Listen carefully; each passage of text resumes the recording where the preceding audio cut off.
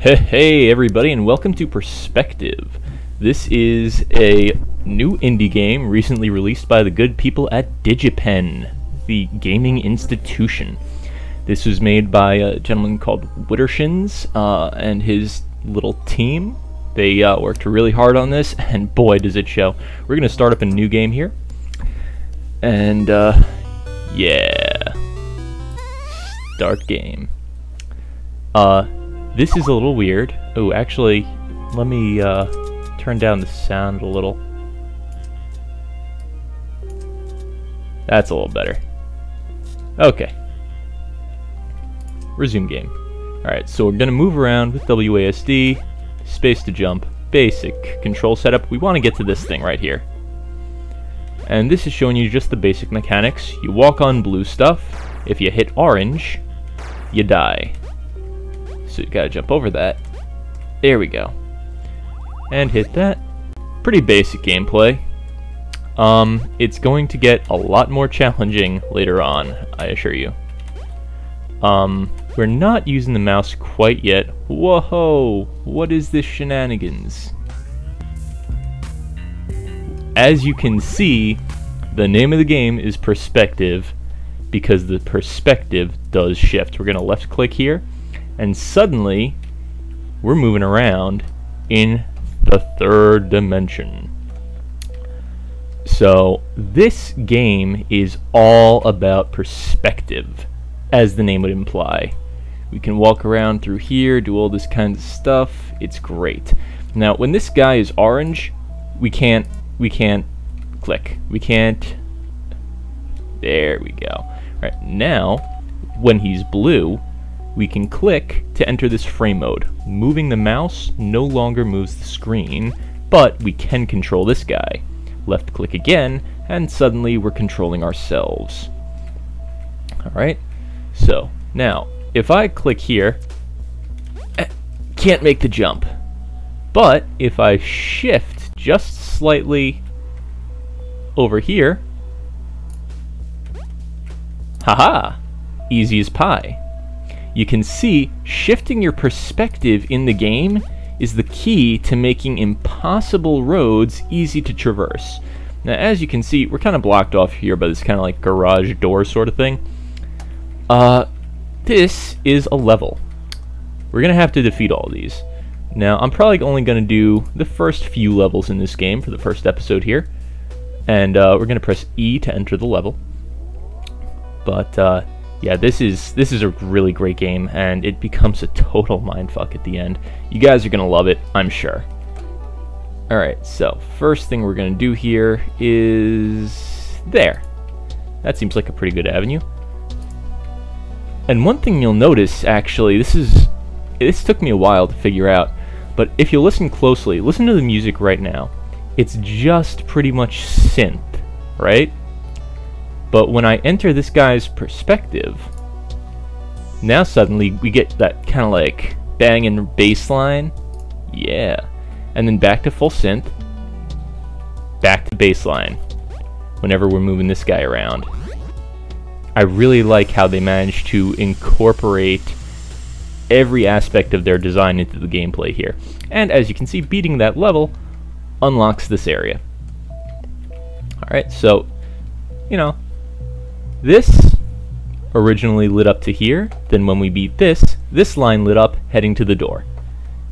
Just a little basic visual design that really feels intuitive, helps you figure out the layout of the levels. As you can see here, we beat this guy to unlock these two, we beat these two to unlock this one, and this one will unlock the door. And I think after we get through this room, that's going to be the end of the episode. So we're going to go over here, get that rocket baseline again, and E to go inside. Compression artifact. Now this is going to show off another little trick with perspective.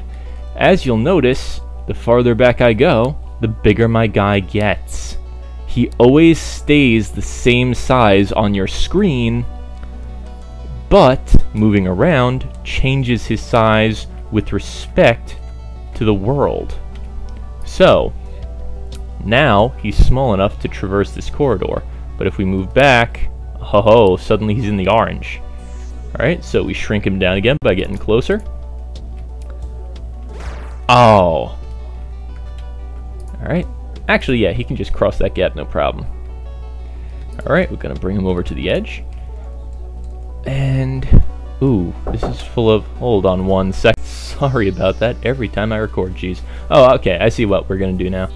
Alright, so, going to get to this perspective right here, where this little bit in the middle is bridging the gap between the two. Then click, and just move our guy straight across. Now, he just moved from here, which is clearly on this side of the wall, over to here, which is clearly on this side of the wall. But, because we have, you know, this weird kind of perspective thing going on with that locked screen, it doesn't really matter much to him. He can traverse solid objects, he can do all kinds of stuff. It's really a mind bender. Alright, now, as you can see, this bit of blue here, it's going to be pretty much a brick wall to him. He can't get through. Well, if we gotta move him back a bit. If we shift our perspective so that this corner here is blocking out this corner, like that, moves right through it.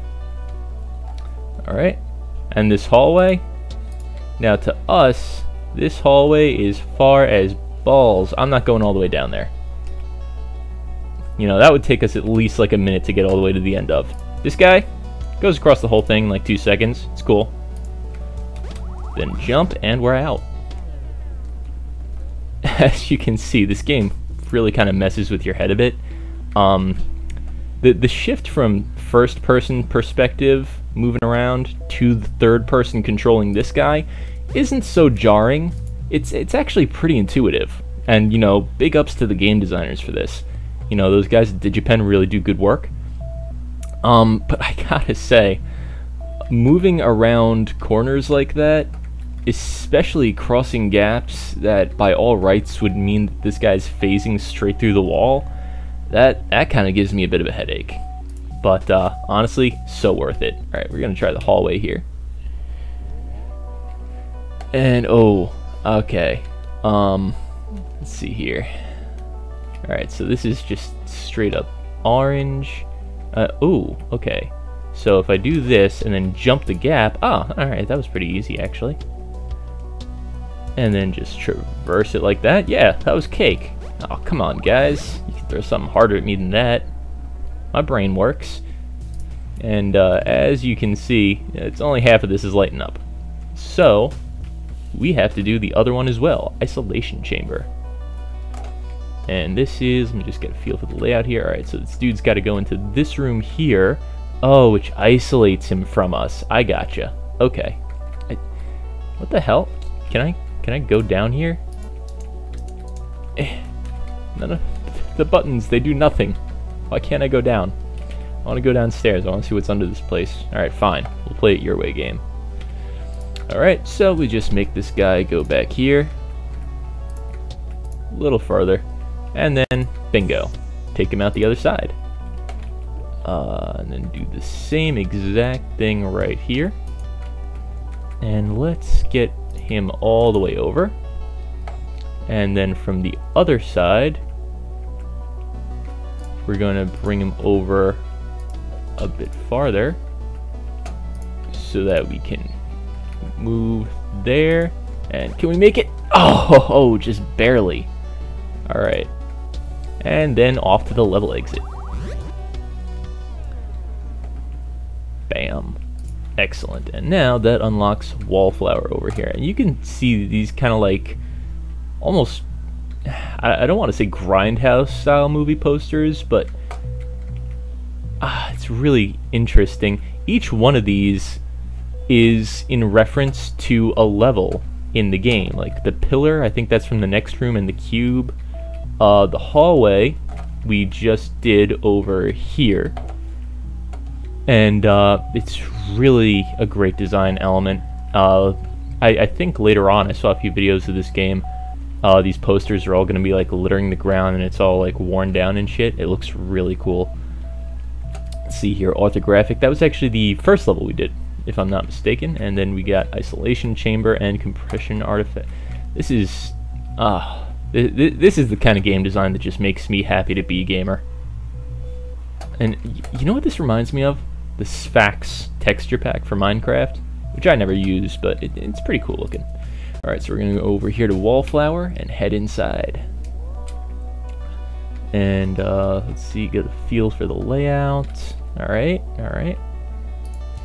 Fair enough. Move our little guy over here. And then switch to this wall, which still makes my head hurt. Oh, jeez. Alright, get over to the edge here. I find that in this game, it's usually a good idea to stay on the edge of stuff. And your guy doesn't actually stay on the blocks. He just kind of chills out on walls. And another one of these ladders. I want to go down these. I want to see what's up. Alright, and just over here. Perfect. But yeah, so your guy cannot pass through blue things, obviously. He can only move on blank wall. Orange kills him, blue blocks him. That's how it works. And now that we're through into the third room, I think we're going to call it an episode there. Alright, see you guys around.